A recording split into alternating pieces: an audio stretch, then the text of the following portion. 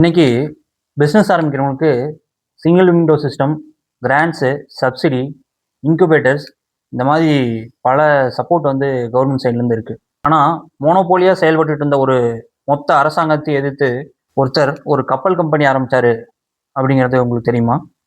வாவு சிதம்பரம் பிள்ளை.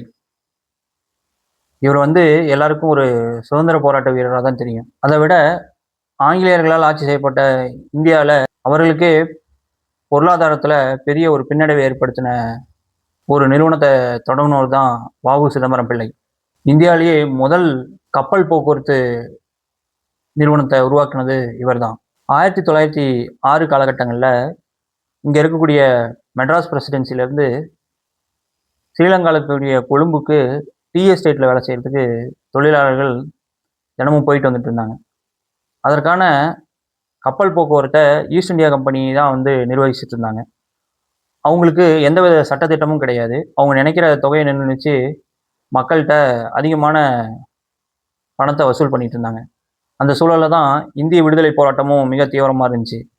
அப்போது சிறந்த கல்வியாளரும் வழக்கறிஞருமான வாவு சிதம்பரம் பிள்ளை என்ன முடிவு பண்ணார்னா, இவங்களை எதிர்த்து நாம் ஒரு கப்பல் நிறுவனம் தொடங்கணும் அப்படின்னு முடிவு பண்ணி, அவரை போலவே சுதந்திர வேட்கை கொண்ட சில பேர்த்த சேர்த்துட்டு ஸ்வதேசி ஸ்டீம் நேவிகேஷன் கம்பெனி அப்படின்னு சொல்லி ஒரு ப்ரைவேட் லிமிடெட் கம்பெனி தொடங்குறாரு.